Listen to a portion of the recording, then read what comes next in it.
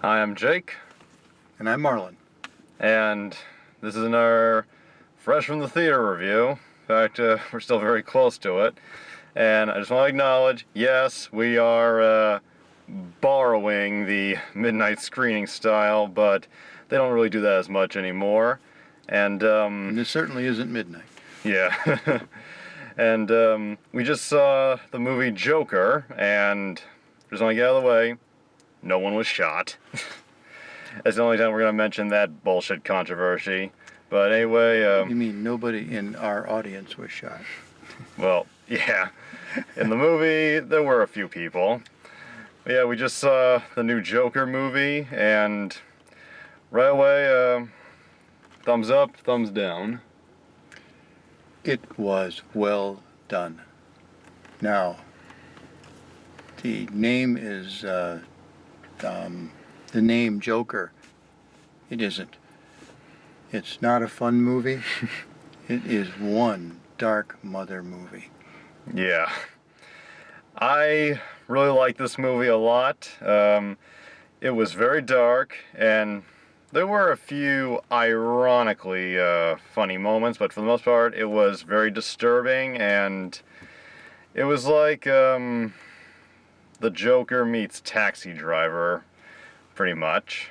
The portrayal of a mentally ill, dangerous man who is reaching his breaking point and then snaps. And this one was extremely well made. It was very well directed. The story is good, but don't go into this movie expecting a coherent story or storytelling. Just this is one of those movies that has kind of an unreliable narrator, I guess, and at times you wonder, what is real? It's a movie that shows a damaged man continuing to be more damaged, and then it just brings him to the conclusion where he is the Joker. Yeah. First off, Joaquin Phoenix as the Joker. When I first heard that Joaquin was going to play the Joker, I think like everybody, I was like, just a Joker movie, and odd choice. But the more and more we saw with trailers and promotion, it really looked like it'd be worth seeing. Even my uncle, who hates comic book movies, expressed a lot of interest in checking this film out. And the reason I invited Guy here is you've said a few times you're not the biggest Joaquin fan, so No, I wanted to know how, because you said, correct me if I'm wrong, you find him to be kind of creepy looking acting, and you like him when he played the villain in Gladiator. Yeah. So with this role where he plays a disturbed, creepy guy, I thought maybe you might like it. he was excellent. He was more than just a disturbed, creepy guy, though. He did a very good job in showing how the kind of damage absorbing the treatment that he got, and in what drove him into despair and probably even deeper madness. He did I was believing he was the person that he was portraying. Now, he himself looked like he lost a lot of weight for that movie. Yeah, he was unhealthy skinny in this film. Wow. And his characterization, like even the physical characterization, the almost dance moves, but they weren't dance moves. If you see the movie, you'll know what I talk about. Yeah. And sometimes it actually went into dance move, but the way he made his body function to reflect the it's a bad term, but the craziness he was spiraling down into. The almost dance scenes, as you call them, they were really interesting.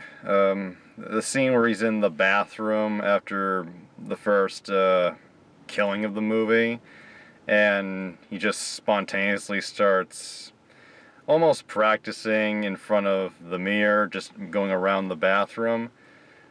That was, for lack of a better term, one of the more disturbingly beautiful moments of the film, just in this really grummy environment. Just the way he moved, it was almost unhuman-like. When he got his backstory information, it almost as though it freed him to become get off your meds and go do and just wreak havoc, because this is you. And so the script was well done. I'm not sure how much direction the director gave him specifically, but I thought the director got a great performance from Joaquin. The Joker, played by Joaquin Phoenix. At first he's Arthur Fleck. This movie, as far as I know, is not. It's an original movie. It's a villain movie, and as you said, there's no superheroes in this film. We do get a brief appearance or two by Bruce Wayne as a child, and we do get the scene of Bruce Wayne's parents getting killed, but it's very brief, and it's all about the Joker, showing how he became the Joker. Well, I said it doesn't appear to really be based on anything. There is a little similarity, at least in the basic story idea of giving him backstory to the Killing Joke, Batman the Killing Joke comic. It's all about his origin, and we see what built up to it. Arthur Fleck has been, had a really rotten life, lives with his mom, who herself is pretty ill mentally, and as the film goes on, we find out more and more, and we get an interesting twist kind of in the middle that turns out, from what we see, to be pretty much not true, and then because we get another twist and we see just how horrible and fucked up his childhood is, that apparently even he can't remember. And character reminds me a lot, I guess, of once again Taxi Driver, just showing He's just shows a the manifestations of his mental illness are very broad in spectrum, and each of them has its own creepiness to it. yeah. And so, like I said, it's good script writing. Obviously, the director is good, whether he coached him or let him play. And since we're talking about the director, the director of Joker is Todd Phillips, best known for making Road Trip and the Hangover trilogy. This is his first, mostly straightforward movie, and I'd say he did a great job. He co-wrote the script, and he did a great job bringing this movie to life, I feel. If you're like a Batman fan or any of that kind of thing, there's nothing over the top, marvelous about this, or the characterizations or anything. This is a mental illness movie. Yeah. That's what it is. Just a great journey into madness, as some would say. Really well done. And mad as he got, though, there when he was dispatching the people that around, some who deserve, some you weren't so sure they deserve it. There were a couple of people who were decent to him. yeah. And they did not get dispatched. So there is that element there. So it gives you a very wide spectrum of conflict and manifestations of what he will and what he won't do. Arthur Fleck is, by the end, a very, I feel, bad person, but they did give him a few human moments, just to show further while he's not good, he is human, and with everything he went through, it's no surprise he wound up where he is. And yeah, no surprise. Is you said just a few minutes ago, he got the backstory on a lot of his life, and the characterizations of things that he can't even remember. Once he got that, I guess I'm repeating myself. It seemed to set him free to become Joker. As he put it, people told me things were wrong with me, that it was a condition, but it's who I am. That was such a great dark scene, and the trailer made it look kind of run-of-the-mill, but when he said, I always thought my life was a tragedy, turns out it's a fucking comedy, that was for me, one of the top 5 most disturbing scenes in the movie, just based solely on how he said it, not by what he does after that line, but yeah, just that delivery, you can truly feel just the madness and the Joker coming out. And before we transition, maybe talk about the supporting cast. Mm-hmm. The first time he ever kills anybody with those 3, as they later call them, Wall Street punks on the subway. Yeah, guys who'd had too much to drink after work. And Yeah. they were being obnoxious to a young woman, not hurting her, but they were being obnoxious to her. Yeah. And he started doing, let's talk about the laugh. He had this laugh, and that was just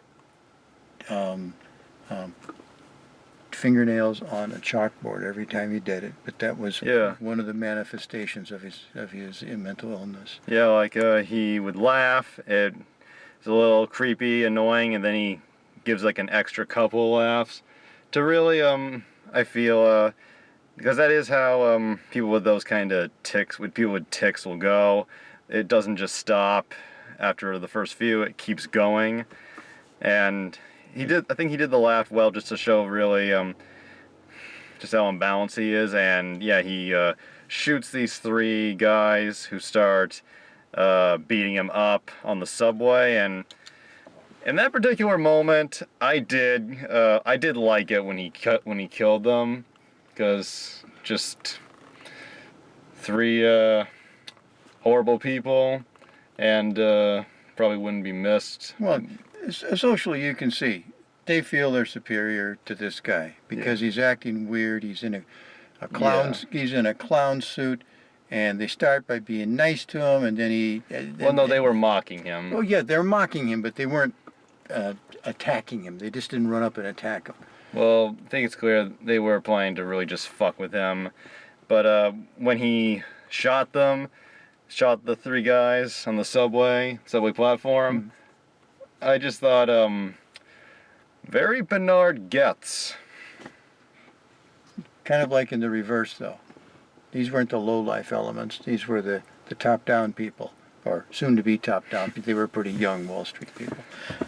And in the film did kind of show a social movement that kind of got started there, because people felt throughout the downtrodden, and throughout the film, in the background, and it culminates in the last third, we see people who hear about a guy in clown face shooting the 3 Wall Street guys, and a lot of people start a movement wearing clown masks, protesting, attacking people, and as Arthur Blair puts it, he didn't care about any of that. That's all them.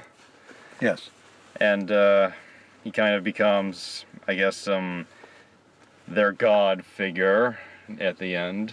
Yeah, they become he becomes the central figure of their protesting, and it was never his intention. And the Joker has loyal followers, henchmen, mini armies in other forms of media.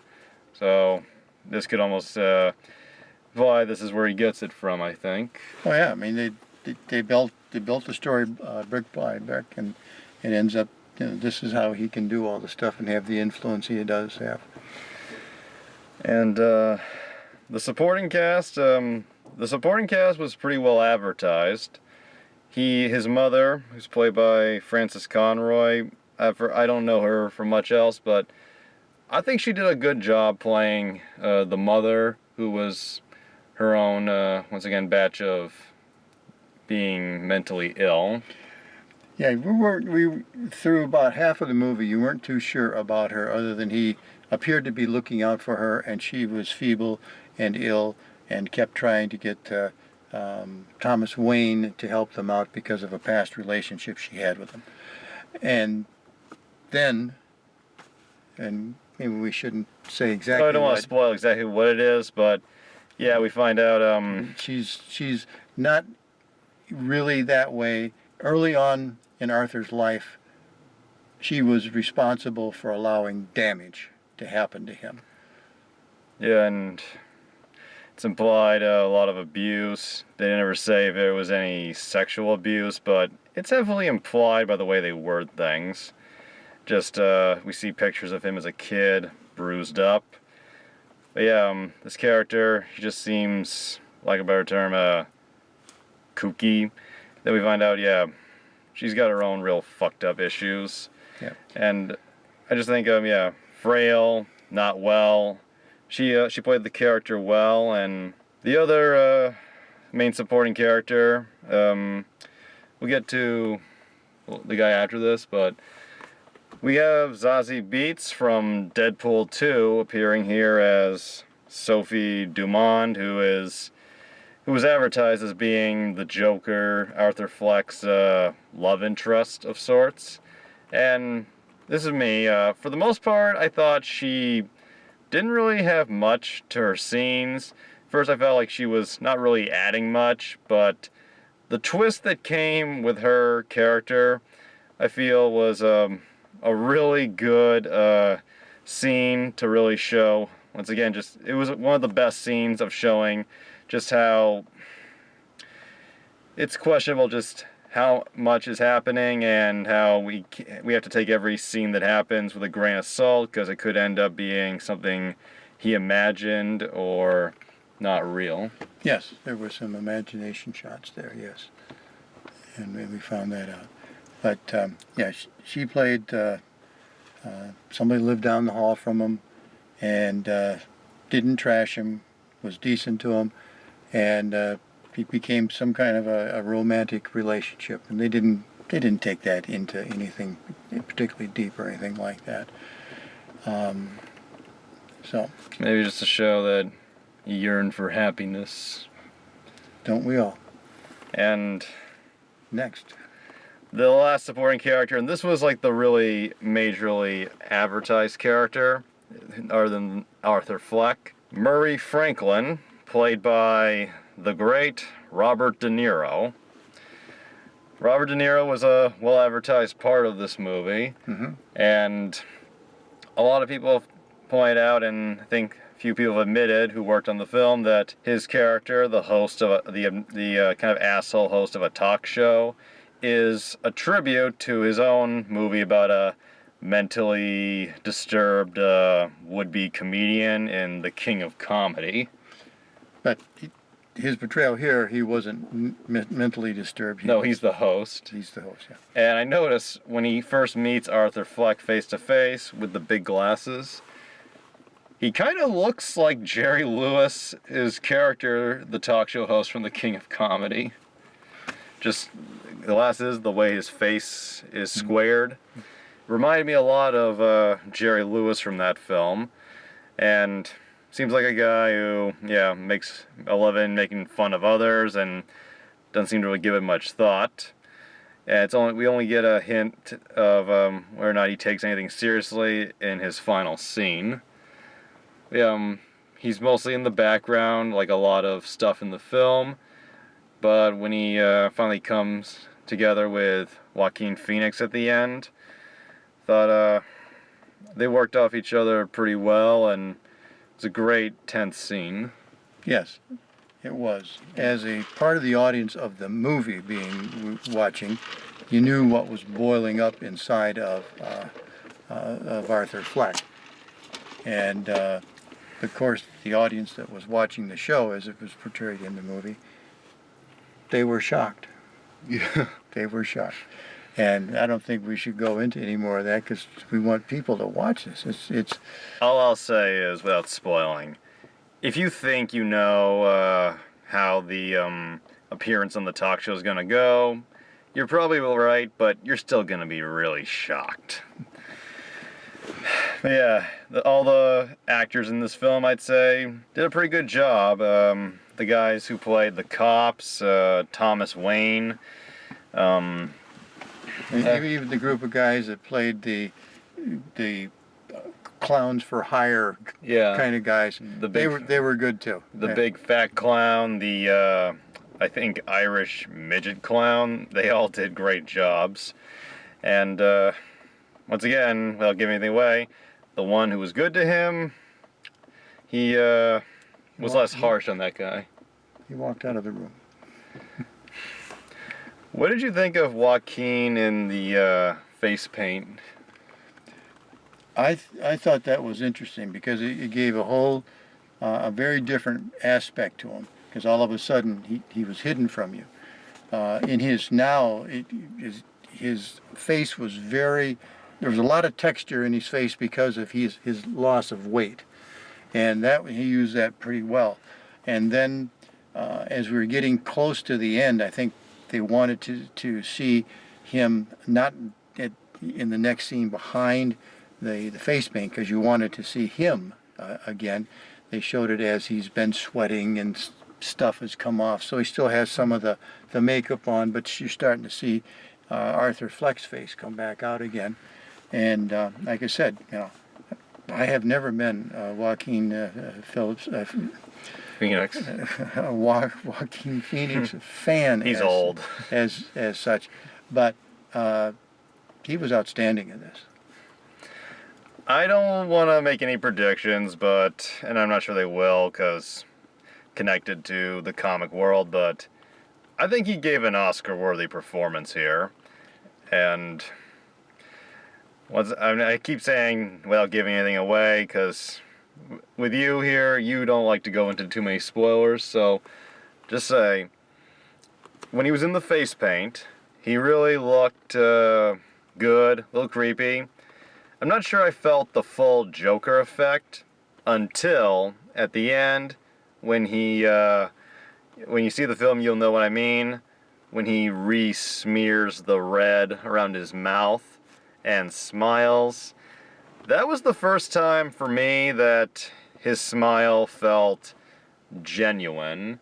Like he was smiling because he was actually, I don't know. Happy. Yeah.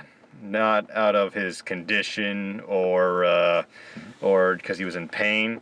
And when he did that, I'm like, that's the Joker. He has finally become the Joker, and he's embracing his now completed self. It was great, and the ending is a little confusing, but you can interpret it either way you want, and the final shot of the film, which we talked about, was pretty good. I think we'll leave everybody, how they take it, satisfied. And do you recommend this movie to anybody? Yes, it's a good portrayal. I don't particularly like films about people going crazy and all of that sort of thing, but it is a very good, well-constructed portrayal about how the impacts just keep building up, and they do a good job about bringing in basic things on flashback, and it's really very good. I recommend this movie, and on my 10-star scale, I give this a 9.7. And go see it. It's the #1 movie in the world right now as we're filming this, so I don't think it's in any dire need of extra money, but all the merrier. So hope you enjoyed our vlog and our rip-off of midnight screenings, and I will see you again soon, and hopefully bring this guy back soon. Thank you for joining me, Guy. You're more than welcome.